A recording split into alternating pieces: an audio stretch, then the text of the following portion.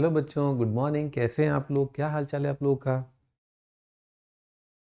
बच्चों, आज अपन अपना जो 4 क्वेश्चंस का सीरीज़ है ना, उसको अपन आगे बढ़ाएंगे ना। तो 4 क्वेश्चन की सीरीज़ में अपन ने अब तक जो 11th के बच्चों के लिए जो टॉपिक कराए वो देखे हो आपने।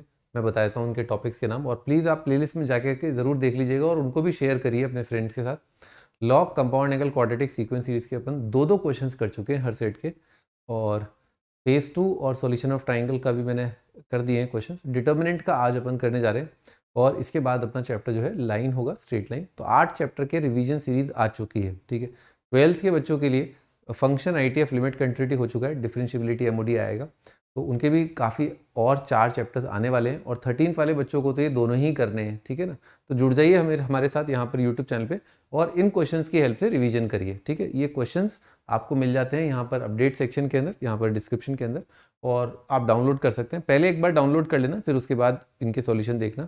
हमारा पर्पस केवल रिवाइज करना है, और बहुत सारे चैप्टर्स आपके कंधे पे रहें। आप you are very well aware कि इस चैप्टर में ये था, इस चैप्टर में ये था, तो फॉर्मूले से आप वेल अवेयर रहें। तो अगर ये फॉर्मूले आप वेल अवेयर रहेंगे तो बहुत ईजी और मीडियम लेवल के क्वेश्चन आईआईटी मेंस के अंदर आप कर पाएंगे। हमारा एजेंडा बेसिकली कि आईआईटी मेंस में जाने से पहले 11th और 12th के बच्चे कंसिस्टेंटली इस सीरीज से जुड़ें और अच्छे मार्क्स लेकर के आएँ। मैं फिर बता रहा हूँ, अच्छे मार्क्स लाने के लिए जरूरी नहीं आप पीएचडी करो, जरूरी नहीं बहुत इंटेलिजेंट हो। आप बस सिंसियरली अपना जो पीछे पीछे जो आप भूलते जा रहे हो ना, उनको भी अगर आप रिकॉल करते रहें टाइम टू टाइम, एक अच्छा टाइम टेबल आपका है, तो डेफिनेटली आप एवरेज अबव एवरेज क्वेश्चंस कर लोगे। बच्चे, मैं बता रहा हूँ आपको, एग्जाम तक आते आते फिजिक्स, केमिस्ट्री, मैथ्स का कोर्स का बोझ इतना ज़्यादा हो जाता है कि वो भूल ही जाते हैं ऑलमोस्ट बहुत सारी चीज़ें। 11th की तो बहुत सारी चीज़ें। तो please just keep on recalling what you might have forgotten, ठीक है ना। और वो आपको आईआईटी मेंस में बहुत अच्छे नंबर ये स्ट्रैटेजी दिलाएगी, ठीक है ना। यकीन मानो, मतलब बिल्कुल, है ना, ठीक है। आंख बंद करके आप ट्रस्ट कर सकते हैं। बच्चों, 1 नवंबर को लॉन्च हो रहा है, मेरा रेफरल कोड है एमसी सर लाइव और स्टेट सीईटी का, और इसमें बच्चों अच्छा डिस्काउंट आपको मिल जाएगा। और जो कम्पीट एक बहुत तगड़ा फीचर है अकेडमी का, तो बहुत सारे बच्चों ने बहुत तारीफ करी, और आप लाइव अपना फ्रेंड्स के साथ कम्पीट कर सकते हैं, मज़े आएंगे आपको। और लर्नर्स हैव कम्पीटेड, करीब 17,000 लर्नर्स जो हैं इसको चेकआउट कर चुके हैं। जो क्रैश कोर्स आ रहा है जेई मेंस और एडवांस के लिए बाय टॉप एडुकेटर्स, 90 दिन का क्रैश कोर्स है बच्चों ये। इसमें क्विक रिवीजन होगा by pool of multiple choice question, और बच्चों प्रॉब्लम सॉल्विंग एबिलिटी पर फोकस होगा, और 20 अक्टूबर से ही स्टार्ट है, ठीक है। तो चेकआउट कर लीजिए इसको अनअकैडमी पर। बच्चों, मैं मनोज चौहान पिछले 15-20 ईयर से आईआईटी जेईई एस्पिरेंट्स को पढ़ा रहा हूँ, और मैंने टॉप रैंक प्रोड्यूस करी है आईआईटी जेईई के अंदर, ऑफलाइन और ऑनलाइन दोनों में। BTech IIT Delhi and known for best approach, है ना। बच्चों, स्टार्ट करते हैं। आज डिटर्मिनेंट है, तो डिटर्मिनेंट में आपको पता होगा क्रेमर्स रूल, तो आज मैं आपको बहुत डिटेल में थोड़ा क्रेमर्स रूल आपको जरूर बता दूंगा, ठीक है, डोंट वरी। क्वेश्चंस के साथ ऑफ कोर्स, है ना। जैसे बच्चों, if the system of linear equation आपके सामने लिखा है x + 2a + y + az is 0, x + 3by plus bz is equal to 0, x plus 4cy plus cz is 0, has a non-zero solution, then ABC are in AP, GP, HP। Standard सवाल। तो पहला thought आपके दिमाग में जो आना चाहिए equations को देख करके, वो ये कि होमोजेनस है। क्या है ये? होमोजेनस है। होमोजेनस इक्वेशन का मतलब ये हुआ कि purely 1 degree, purely 1 degree, purely 1 degree, और ये आपका क्या है, कॉन्स्टेंट टर्म 0 आ रहा है, तो इसीलिए हर एक टर्म जो है XYZ का 1 डिग्री का है। अगला थॉट ये आना चाहिए, क्रेमर्स रूल के हिसाब से अगर आप देखें तो D1, D2, D3 जो डिटर्मिनेंट होते थे, ठीक है ना, वो तीनों का वैल्यू 0 है, क्योंकि आप जब D1 लिखोगे तो कॉलम 1, D1, D2, D3 0, जब D2 लिखोगे तो उसका कॉलम 2 जो है वो 0, और D3 लिखोगे तो कॉलम 3 0 आएगा, ठीक। आगे एक और चीज आपको देखनी चाहिए, इसको अंडरलाइन कर लो, नॉन जीरो सॉल्यूशन। तो इस सिस्टम ऑफ इक्वेशन का अत्यंत ही सरल एक सॉल्यूशन है, उसका नाम क्या है, 0 0 0। ये आपको याद आना चाहिए, इस सॉल्यूशन को कहते हैं ट्रिवियल सॉल्यूशन। क्या कहते हैं, जोर से बोल दो। केवल इसी को कहते हैं ट्रिवियल सॉल्यूशन। एक बार दोबारा रिकॉल करा देता हूं, 0 0 1 यानी कि x0 y0 z1, इसको ट्रिवियल सॉल्यूशन नहीं कहते हैं। क्या नहीं कहते हैं? ट्रिवियल नहीं कहते हैं। ट्रिवियल केवल आपका जब तीनों का वैल्यू 0 0 0 है, इसी को ट्रिवियल कहा जाता है। ओके, आगे बढ़ते हैं। ओके ओके ओके ओके, ठीक है, ठीक है बच्चों। तो इसने अगर हमें बोल दिया है, सॉरी, इसने हमें अगर दिखा दिया है कि यार होमोजेनस है और एब्सोल्यूट टर्म 0 है ना, तो 0 0 0 तो इसका सॉल्यूशन है ही है, आंखों से दिख रहा है, ठीक। अच्छा, तो जब बच्चों एक सॉल्यूशन आ गया है किसी pair of system of equation का, तो आपको पता होगा कि सिस्टम ऑफ इक्वेशन के क्या हो सकता है, या तो एक भी सॉल्यूशन ना आए या एक सॉल्यूशन आए, फिर तो सीधे फिर इनफाइनाइट सॉल्यूशन ही होते हैं। तो अगर सिस्टम का अगर मान लो 0 सॉल्यूशन है, ये तो अब केस हो ही नहीं सकता, करेक्ट, क्योंकि एक आंसर तो आ ही चुका है ना। अब इसने बोला has a non zero solution, यानी कि हमें ये दिख रहा है और इसने बोला नहीं नहीं नॉन जीरो सॉल्यूशन भी है, तो यानी कि एक वाला केस भी हट गया, क्योंकि कुल मिला के वो बोल रहा है कि ये और एक और, यानी कि एक से अधिक। तो बच्चों फिर तो एक ही केस बचा कि इस सिस्टम का क्या है, फिर इनफाइनाइट ही होगा सीधे, टू का चक्कर नहीं होता है, सीधे फिर इनफाइनाइट होता है, इनफाइनाइट सॉल्यूशन है। अब इनफाइनाइट सॉल्यूशन के लिए तो आपको पता ही है डी डी1 डी2 डी3 जीरो, तो अब डी1 डी2 डी3 आप पहले जीरो कर चुके हो, कुछ नहीं करना, कुछ नहीं करना, बस डी जीरो करना है, दैट्स इट। अब मैंने बहुत डिटेल में बताया, आप तो सीधे भन्नाट डी जीरो करना था आपको तो, ठीक है। आइए कर देते हैं, ये कितना आ रहा है 1 2a, फिर अगला क्या है 1 3b b, 1 3b b, जो 1 4c c, 1 4c c, ठीक है, ये लिखा हुआ है। कहाँ से खोल लें, लेफ्ट साइड से खोल लेते हैं, इस तरह 3bc माइनस 4bc आ जाएगा माइनस bc, जो यहाँ पर प्लस माइनस प्लस करके खोल रहा हूँ, और अब कितना आ जाएगा 2ac, तो 2ac तो प्लस 2ac आ जाएगा, मुझे कितना आ जाएगा 2ab माइनस 3b, तो माइनस ab आ जाएगा।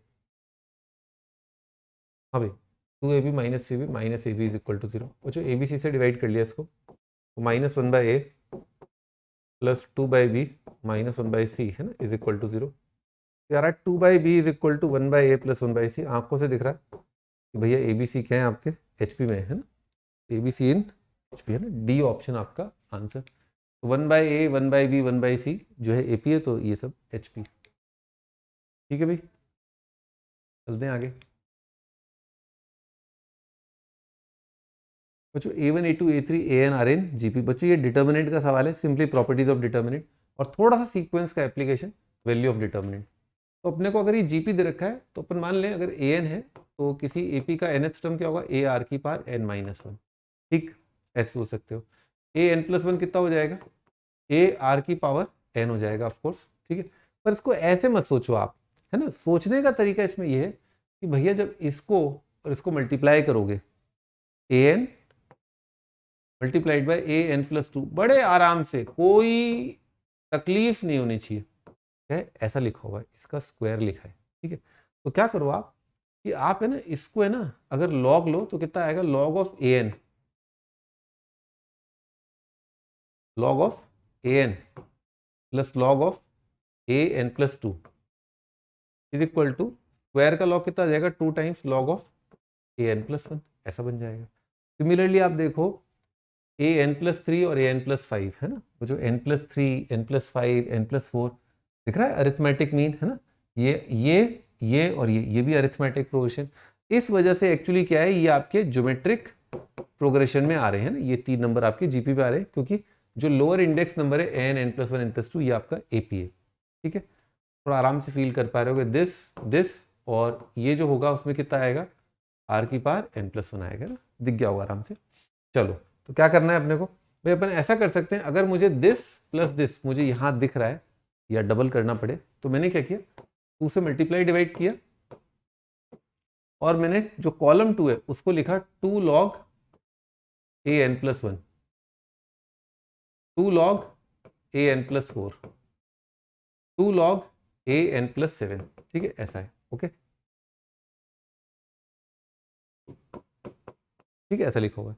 अब बच्चों मैंने ये ऑपरेशन अप्लाई कर दिया, column 2 is column 2 minus column 1 minus column 3, जैसा कि मैंने समझाया इन दोनों का सम जो है इसके बराबर, इन दोनों का सम इसके बराबर, इन दोनों का सम इसके बराबर, तो ये जो आपका कॉलम 2 है उसकी सारी एंट्री कितनी आ जाएंगी अब इस ऑपरेशन के बाद, 0।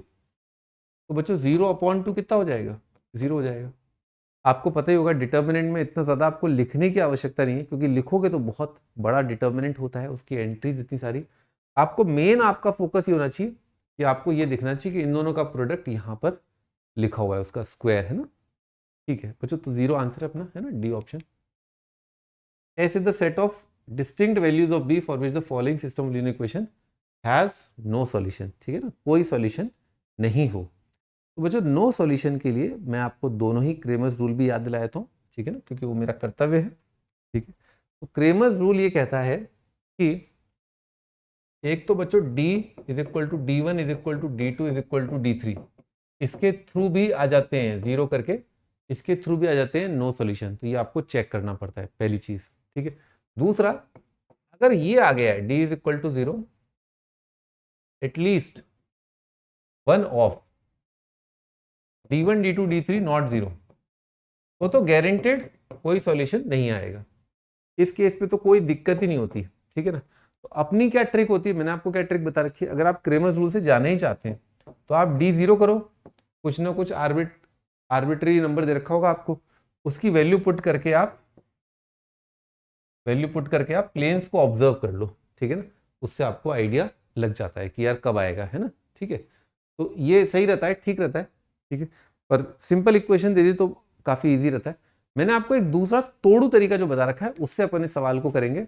वो तरीका क्या है कि आप कोई ऐसा नंबर देखिए, ऐसा वेरिएबल z x y देखिए जिसको आप आराम से एलिमिनेट कर पा रहे हो। तो यहाँ पर मुझे दिख रहा है आराम से z आपका गायब हो जाएगा और आर्बिट्री कांस्टेंट में x और y कोफिशिएंट के रूप में आएंगे। मैंने क्या किया, फर्स्ट माइनस सेकंड कर दिया या second minus first, a minus one into y is equal to zero. तो बड़ा सिंपल इक्वेशन बच्चों, मैं z एलिमिनेट कर लेंगे, थर्ड को यूज करना है, थर्ड और फर्स्ट को कर लेते हैं, है ना, थर्ड और फर्स्ट को कर लेते हैं। तो one minus a one minus b, one minus a into y plus one minus b into z is equal to one Z.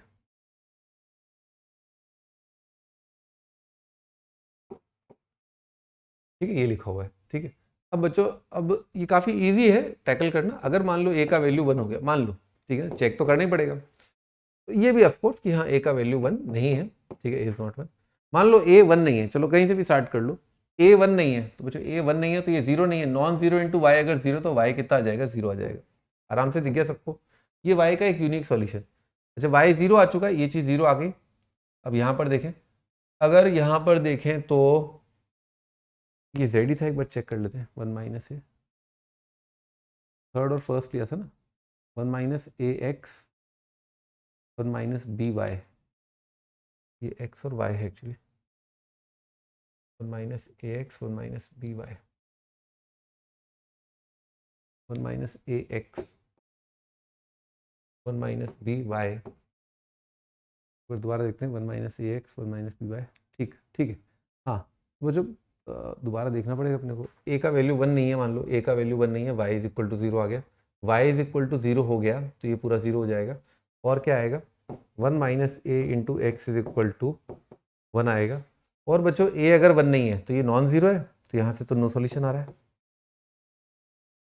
ए अगर वन नहीं है, ए अगर वन नहीं है तो यहाँ से सॉरी यूनिक सॉल्यूशन आ रहा है, a is not one, y zero आ गया, ये जीरो आ गया, a is not one, this is equal to one, a one नहीं है, डिवाइड कर देंगे, यूनिक सॉल्यूशन आएगा। सॉरी, यहाँ से तो अगर ए वन नहीं है ना तो यूनिक सॉल्यूशन आएगा, यूनिक सॉल्यूशन। तो मैं ये कह रहा था कि ए अगर वन नहीं है तो क्या आया आपका, ए अगर वन नहीं है तो यूनिक सॉल्यूशन आया, ठीक है। अब a is equal to one लेके चलते हैं, मान लो ए वन है तो a is equal to one, तो zero into y is equal to zero से कितना आएगा, इनफाइनाइट सॉल्यूशन आ जाएगा, ठीक। और बच्चों ए अगर आपने वन ले लिया तो ये वाला आइटम आपका जीरो हो जाएगा, तो ऐसा बनेगा one minus b into y is equal to one. अब बच्चों आपको ये सोचना है, ठीक है ना, ए वन आ चुका है और ए वन आ चुका है तो आपका वाई का वैल्यू कुछ भी हो सकता है, ठीक है ना। One minus b is equal to one आ रहा है, तो बी का वैल्यू कितना होगा बच्चों, बी का वैल्यू अगर वन ले लिया अपन ने तो क्या होगा, तो इसका क्या आ जाएगा, नो सॉल्यूशन आ जाएगा, क्योंकि जीरो इंटू वाई बना रहा है तो नो सॉल्यूशन, ठीक है ना। तो अपन कहाँ पर थे, अपन इन दो इक्वेशंस पे थे, केस बनाए ए नॉट वन, क्या आया, unique solution. A is equal to one लेना ही पड़ेगा आपको, और ए वन के बाद फिर आपका बी अगर वन लोगे तो क्या आएगा, नो सॉल्यूशन। तो आपका आंसर क्या है, s is distinct values of b, singleton आएगा ना, एक ही सिंगल वैल्यू आ रही बी की वन, ठीक है। तो इसको आप ओरली भी देख सकते हो, या अगर जैसे डी लिखोगे वहां से भी आप पकड़ सकते हो इसको। जैसे मान लो मैं डी लिख के बता दूं आपको, इसका डी लिख के देखो, one one one one a b one, है ना, ये मैंने केवल डी लिखा है।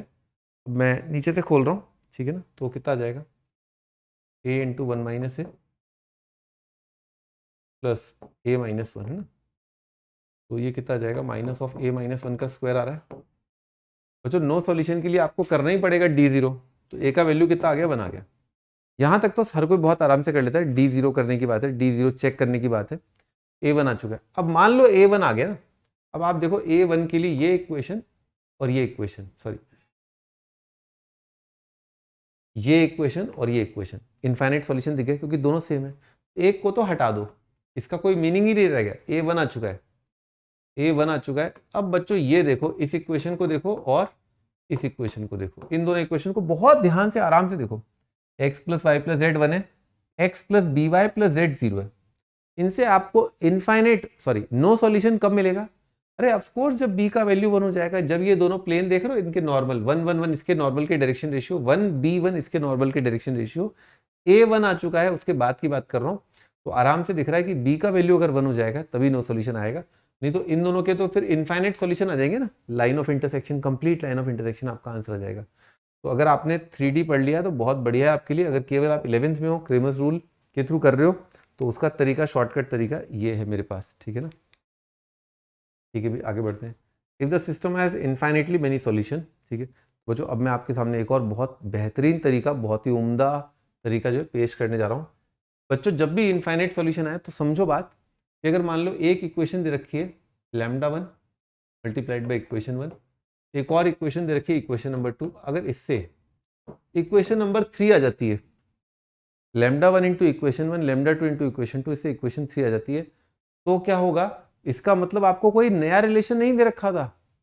You are not given a linear relation, new relation, ठीक है ना।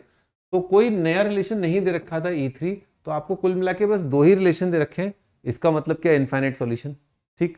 तो क्या ऐसा हो सकता है क्या कि इन दोनों से मैं कुछ ऐसा कुछ ट्राई करूं, this into something this into something और दिस इंटू समथिंग माइनस या प्लस कुछ करके मैं ये वाले कोफिशिएंट ले आऊं 1 3। तो मैं आपको एक हिंट देता हूं, इसको मैंने 2 से मल्टीप्लाई किया और सब्ट्रैक्ट कर दिया, तो 2x minus x x 4 minus 1 3 आ गया। इतना तो बहुत है, इतना बहुत है। कितना आएगा? x plus 3y plus 5z और बच्चों 18 माइनस 5 कितना आ जाएगा? 13 आ जाएगा। तो अगर दो कोफिशिएंट आपके मैच कर गए हैं तो गारंटेड ये रिलेशन और ये relation must be identical relation. तो आप डायरेक्ट कंपेयर कर सकते हो। तो अल्फा कितना आ जाएगा आपका? 5 आ जाएगा। बीटा आपका कितना आ जाएगा? 13 आ जाएगा, ठीक। 13 माइनस 5 पूछा, 13 माइनस 5 कितना आ जाएगा? 8 आ जाएगा। तरीके और भी है, ऐसा नहीं तरीके नहीं है, ठीक है ना। मेरा वाला तरीका है, क्रेमर्स रूल है? तो मेरे वाले तरीके से करते हैं बच्चों। अपन ने क्या किया, एक्स एलिमिनेट करने का सोचा, तो 2 माइनस 1 कर रहा हूँ, कितना आएगा? y plus 2z is equal to 4, y plus 2z is equal to 4। मैंने 3 माइनस 2 किया, y plus alpha minus 3 into z, alpha minus 3 और बीटा माइनस 9, ठीक है, ये आएगा। जो कोफिशिएंट कंपेयर किया is equal to 2 upon alpha minus 3 is equal to 4 upon beta minus 9। ये इनफाइनाइट सॉल्यूशन का कंडीशन याद है ना, 10वीं में पढ़ा था, a1 upon a2 b1 upon b2 is equal to c1 upon c2, वही अपन अप्लाई कर रहे हैं यहाँ पर, ठीक। तो कितना आ रहा है बच्चों? अल्फा का वैल्यू अपने को 5 दिख गया होगा यहाँ से, इसको 1 करना है अपने को, इसको बीटा अपने को 13 दिख गया होगा। ये भी काफ़ी ईजी है ना, बहुत ईजी। क्रेमर्स रूल से करोगे थोड़ा लेंदी होगा, आपको क्या करना पड़ेगा? क्रेमर्स रूल से ये सब लिखना पड़ेगा आपको। d is equal to d1 is equal to d2 is equal to d3, ये सब आपको जीरो करने पड़ेंगे, ठीक है बच्चों। I hope you enjoy the session. बच्चों इस सेशन को जरूर शेयर करिए अपने दोस्तों के साथ ताकि उनका भी डिटर्मिनेट रिवाइज हो, ठीक है। और मिलते हैं अपन नेक्स्ट टाइम पे बच्चों। अगला टॉपिक है स्ट्रेट लाइन, है ना। Bye bye.